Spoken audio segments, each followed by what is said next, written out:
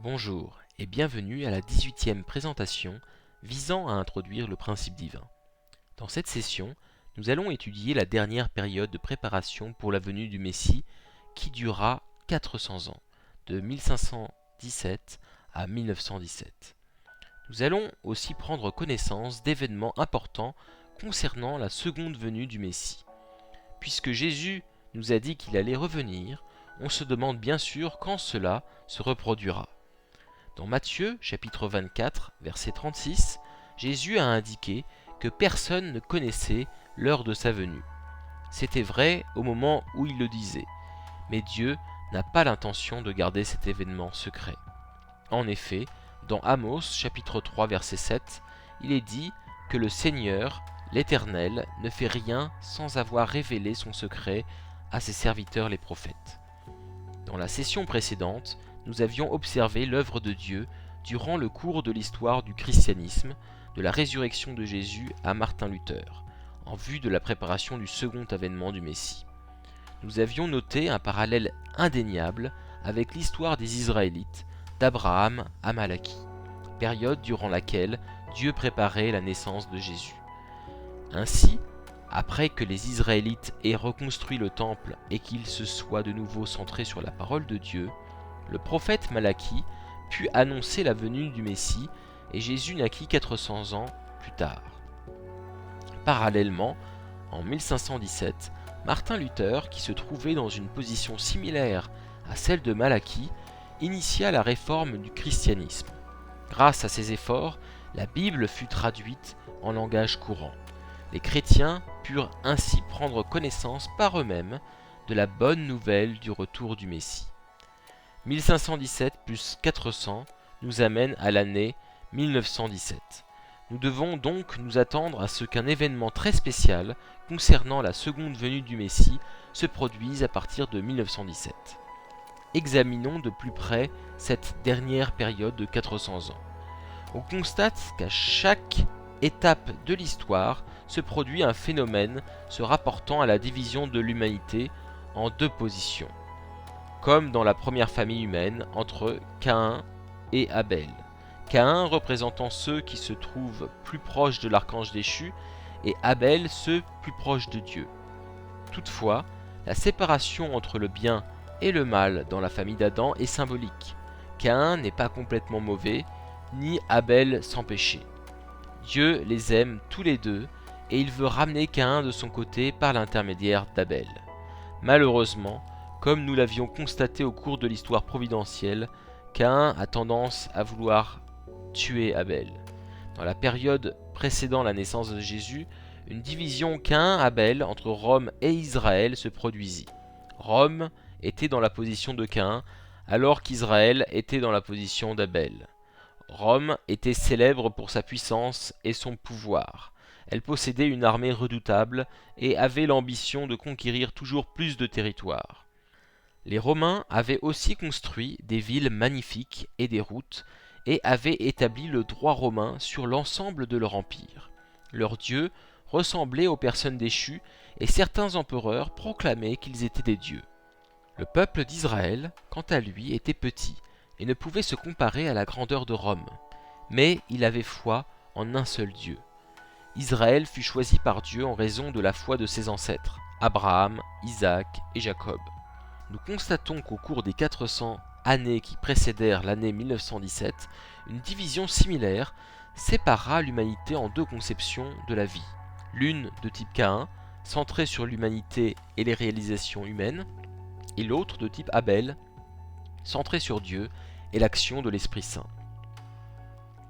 La position de Caïn se manifesta au travers de la Renaissance, représentant un retour de la culture grecque ainsi que dans le développement de l'humanisme et d'autres philosophies et idéologies athées, ou même dans le développement de certains raisonnements scientifiques. D'autre part, la position d'Abel se manifesta dans les philosophies centrées sur Dieu, comme le christianisme et les efforts entrepris pour le réformer afin qu'il reflète au mieux les enseignements et l'esprit de Jésus. Nous voyons que cela se réalisa avec les grands réveils spirituels qui se développèrent en Amérique au XVIIIe et XIXe siècle. Un des accomplissements de la lignée de pensée Abel fut l'émergence de nations comme les États-Unis, dans laquelle la liberté de culte devint un droit garanti par la Constitution. Cela ne veut pas dire que les connaissances intellectuelles, les sciences ou les philosophies soient mauvaises. Une grande partie de ce qui fut acquis par le développement scientifique fut nécessaire et extrêmement bénéfique. Mais malgré les avantages de ces connaissances, une vision de la vie de type Caïn émergea, fortement anti-religieuse et anti-Dieu, niant l'existence de l'esprit humain. Cette vision se manifesta dans la société moderne par la montée du matérialisme, de l'athéisme et d'idéologies telles que le communisme qui proclamèrent que Dieu n'existait pas. Les régimes communistes ont assassiné des dizaines de millions de personnes dans leur tentative d'éliminer la religion et de créer une version sans Dieu de l'idéal originel. Lors de la session précédente, nous avions mentionné les prophéties du livre de l'Apocalypse, selon lesquelles, avant la venue du Messie, le mal se lèverait en premier et tenterait de conquérir le monde. Ce phénomène n'a pas besoin d'être prophétisé, car on comprend facilement que Satan, sachant que Dieu avait l'intention d'envoyer le Messie, essaierait de conquérir le monde et de faire échouer le plan de Dieu. Ce fut le rôle des deux guerres mondiales et du conflit entre le monde communiste et le monde libre, que l'on peut considérer comme une troisième guerre mondiale. Le fait même qu'une puissance aussi mauvaise que le communisme ait pu émerger, apportant souffrance et destruction au niveau mondial, est un signe que le temps du retour du Messie est arrivé. Dans la Première Guerre mondiale, la lutte entre l'archange et Dieu, ou entre Caïn et Abel, se manifesta dans la confrontation entre les puissances de l'Axe, centrées sur l'Allemagne, et les forces alliées, comprenant les États-Unis, la France et l'Angleterre. Dans cette guerre, le Kaiser d'Allemagne était en position de représenter le faux Messie. Mais cette fois, les puissances de l'Axe en position de Caïn ne purent dominer Abel, représenté par les Alliés, et durent finalement se rendre et se soumettre. Cette victoire de la position Abel au niveau mondial créa le fondement qui permit à Dieu d'envoyer le Messie. Après la signature du traité de Versailles en 1919, qui mit fin à la Première Guerre mondiale, la voie fut ouverte pour la naissance du Messie sur Terre. Au cours de la Deuxième Guerre mondiale, la lutte entre Caïn et Abel se manifesta dans les confrontations entre les puissances de l'Axe, en position de Caïn, et les puissances alliées, à nouveau en position d'Abel. La personne centrale en position dominante était Hitler. Il était le deuxième faux Messie. En 1945, les Alliés triomphèrent des puissances de l'Axe. Une fois de plus, la position de Caïn ne put dominer celle d'Abel et atteindre son objectif de domination mondiale, et sur cette base, à partir de 1945, Dieu put faire avancer la providence centrée sur le Messie. À cette époque, le Messie commença sa mission publique. Dieu espérait que le christianisme accueillerait le Messie et qu'il recevrait la nouvelle vérité par son intermédiaire. Dans l'Apocalypse, le dernier livre de la Bible, le Messie triomphe du mal grâce à une épée qui sort de sa bouche. Cette épée est le symbole de la vérité que le Messie doit apporter. Si les chrétiens avaient reçu le Messie et la nouvelle vérité qu'il apportait, le christianisme aurait pu contrer l'idéologie communiste qui ravageait le monde. La Troisième Guerre mondiale, la guerre froide entre le monde communiste et le monde libre, était avant tout une guerre idéologique. Dans cette guerre, Staline, le dirigeant de la Russie communiste, se tenait dans la position du troisième faux Messie, cherchant à dominer le monde par la propagation de la révolution communiste.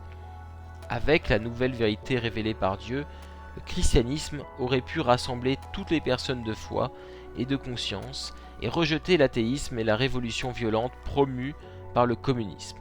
Le christianisme aurait alors pu rassembler tous les peuples du monde et l'idéal de Dieu, une grande famille humaine unie à son amour, se serait constituée.